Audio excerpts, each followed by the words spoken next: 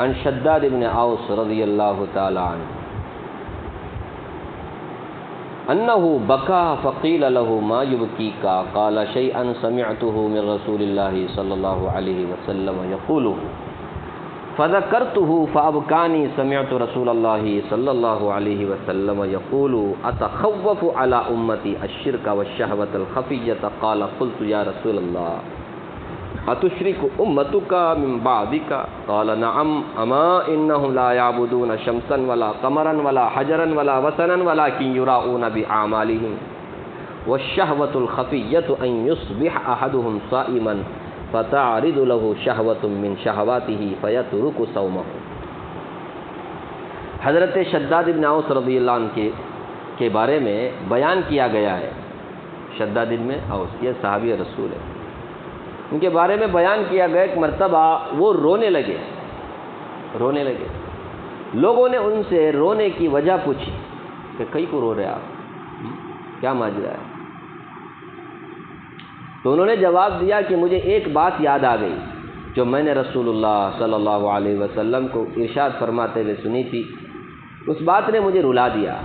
میں نے آپ صلی اللہ علیہ وسلم کے ارشاد فرماتے ہوئے سنا ہے کہ مجھے اپنی امت کے بارے میں شرک اور شہوت خفیہ کا ڈر ہے۔ شرک اور شہوت خفیہ، چھپی ہوئی شہوت، شرک اور چھپی ہوئی شہوت کے بارے میں ڈر۔ حضرت شداد فرماتے ہیں میں نے عرض کیا یا رسول اللہ کیا آپ کے بعد آپ کی امت شرک میں مبتلا ہو جائے گی؟ آپ بول رہے ہیں مجھے شرک کا ڈر ہے اپنی امت کے سلسلے میں، اسی طرح شہوت خفیہ کا ڈر ہے، تو کیا آپ کی امت آپ کے بعد مشرک ہو جائے گی، شرک میں مبتلا ہوگی؟ آپ صلی اللہ علیہ وسلم نے ارشاد فرمایا ہاں، لیکن وہ نہ تو سورج اور چاند کی عبادت کرے گی نہ کسی پتھر اور بت کی، بلکہ اپنے اعمال میں ریاکاری کرے گی۔ اور اس کو آپ صلی اللہ علیہ وسلم نے شرک کا سمجھ رہے؟ تو شرک کرنے کے لیے دیول میں جانا، مندر میں جانا، چرچ میں جانا، گرجا گھر میں جانا ضروری نہیں ہے۔ شرک تو مسجد میں آ کر بھی ہو سکتا ہے، وہ اس طرح سے کہ آدمی دکھاوے کے لیے کیا کرے، نماز پڑھے، جیسے ایک زمانے میں منافقین کیا کرتے تھے۔ فرمایا اپنے اعمال میں ریاکاری کرے گی میری امت۔ اور شہوت خفیہ یہ ہے کہ کوئی شخص تم میں سے صبح روزے دار ہو، پھر اس کے سامنے کوئی ایسی چیز آ جائے جو اس کو پسند ہو، جس کی وجہ سے وہ اپنا روزہ توڑ ڈالے۔ رات میں نیت کر کے روزہ رکھا، سحری بھی کھایا، صبح بھی ہو گئی، اس کے بعد کوئی ایسی چیز آ گئی، اور وہ پہلی مرتبہ دیکھا تو زندگی میں آج روزہ کھانے تو ہوتا نہیں، ابھی کیا کرنے کا، روزہ تو کبھی بھی رکھ سکتے، یہ چیز ملتی نہیں، لے کھا لیا۔ کیسی شہوت ہے یہ؟ اسی طرح اللہ حفاظت فرمائے، بیوی کو خوبصورت حالت میں دیکھ لیا، اس سے کیا کرے، اپنی بیوی ہے، روزے میں منع ہے نا، مل لی، شہوت خفیہ، سمجھ رہے؟ کبھی کبھی چڑھ جاتا ہے آدمی، چڑھاتا ایسا ہوتا ہے، شہوت اپنی خواہش اس طرح سے پوری کر لے۔ روزے میں حلال چیز بھی کیا ہو جاتی ہے، حرام ہو جاتی ہے، لیکن شہوت خفیہ کا جو پجاری ہوتا ہے شہوت کا، تو اس سے یہ حرکتیں ہو جاتی ہیں۔ روزہ رکھ کے بھی فائدہ ہے، رات میں روزہ رکھ کے صبح میں اس طرح سے حرکت کرتے ہیں۔ تو شرک سے بھی بچنا چاہیے، شہوت خفیہ سے بھی بچنا چاہیے۔ عن معاذ رضی اللہ عنہ ان النبی صلی اللہ علیہ وسلم قال یکون فی آخر الزمان اقوام اخوان علی علانیۃ اعداء السریرۃ فقیل یا رسول اللہ فکیف یکون ذلک قال ذلک برغبۃ بعضهم الی بعض ورہبۃ بعضهم الی بعض۔ بہت غور سے سنیے، بہت کام آئے گی یہ بات آپ۔ حضرت معاذ رضی اللہ عنہ فرماتے ہیں رسول اللہ صلی اللہ علیہ وسلم نے ارشاد فرمایا آخری زمانے میں ایسے لوگ ہوں گے جو ظاہر میں دوست ہوں گے مگر اندرونی طور پر دشمن ہوں گے۔ آخری زمانے کی نشانی، ظاہر میں دوست، اندر میں دشمن، آستین کے سام، ظاہر میں دوستی۔ عرض کیا گیا یا رسول اللہ یہ ظاہر میں دوستی کریں گے، اندر سے دشمنی کریں گے، یہ اس طرح کیوں کریں گے؟ کیا ضرورت پیش آئی بھائی اس طرح سے کرنے کی؟ ان کو ضرورت کیا ہے؟ دوستی کا اظہار کرتے رہتے، اندر دیکھے تو دل میں دشمنی رکھ کر پالتے رہتے۔ وجہ کیا؟ رسول اللہ صلی اللہ علیہ وسلم نے ارشاد فرمایا ایک دوسرے سے غرض کی وجہ سے ظاہری دوستی ہوگی، سیلفش، غرض اپنا فائدہ حاصل کرنے کے لیے دوستی کا اظہار کرتے رہے گا، میں آپ کے لیے دعا کرتے رہتا ہوں، آپ ایسے، آپ کیوں میں چاہ رہا ہوں، آپ کے بارے میں ایسا، دوستی یہ ایک دن دو دن میں ہوتا نہیں، وہ دوستی کرنے کے لیے بہت پاپڑ بیلنا پڑتا ہے، کر رہا ہے کیا ہے؟ غرض حاصل کرنے کے لیے، کچھ اینٹنا چاہ رہا ہے اس سے، کیا نہیں لیا تو بھی کیا لیں گا؟ قرض لے گا، کیا نہیں لیا تو بھی دوستی کرتے جب وہ کیا ہو جاتا ہے، اس سے پورا 100% یہ کوئی نہیں میرا خیر تھا، وہاں انہیں کیا کرتا ہے؟ دوسرا قدم بڑھاتا ہے، سمجھ رہے؟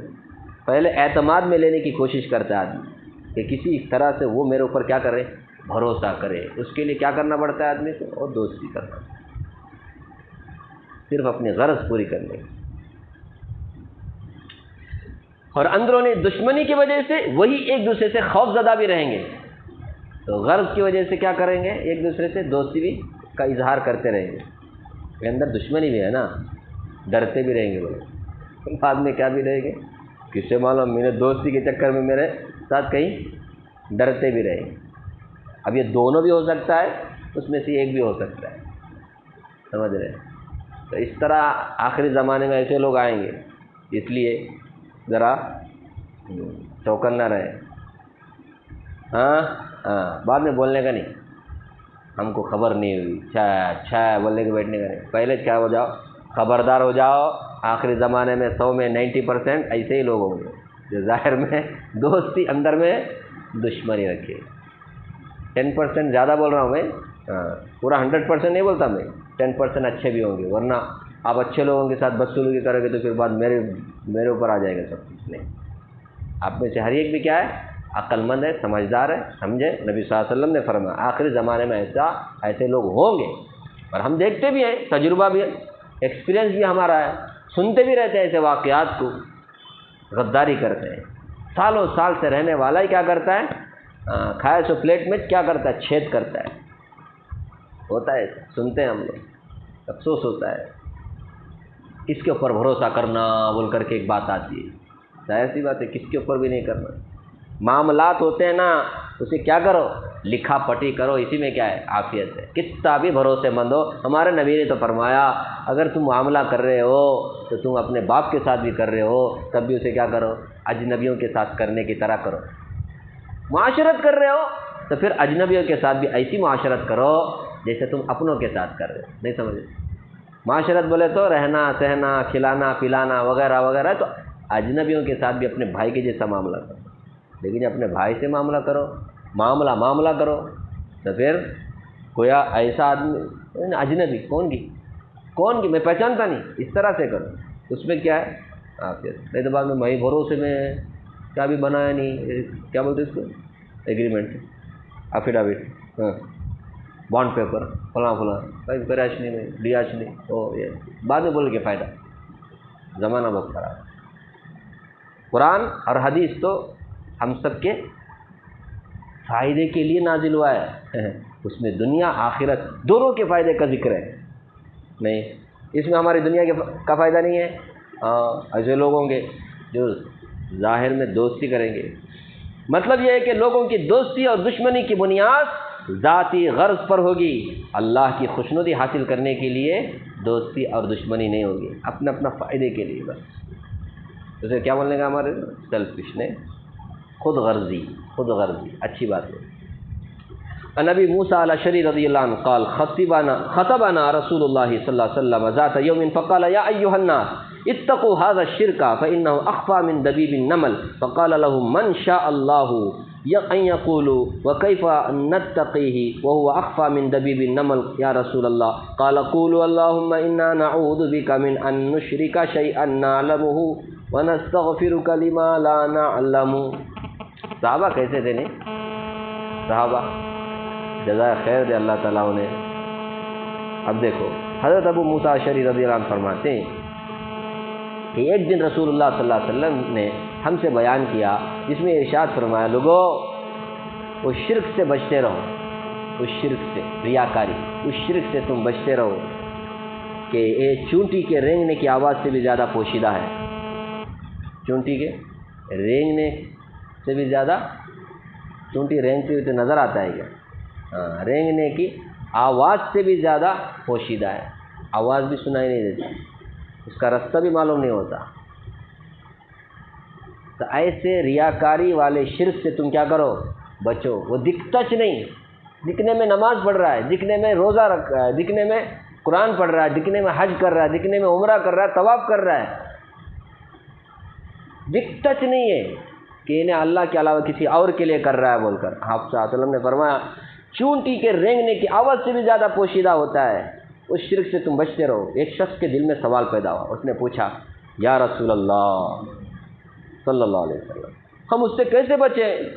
کیونکہ دکھنے میں تو آتا نہیں ہے، جبکہ یہ چونٹی کے رینگنے سے بھی زیادہ پوشیدہ ہے. ہم ایسے شرک سے، ایسے ریاکاری والے فتنے سے کیسے بچیں؟ ہمیں کچھ ہدایت دیں. آپ صلی اللہ علیہ وسلم نے ارشاد فرمایا یہ پڑھا کرو.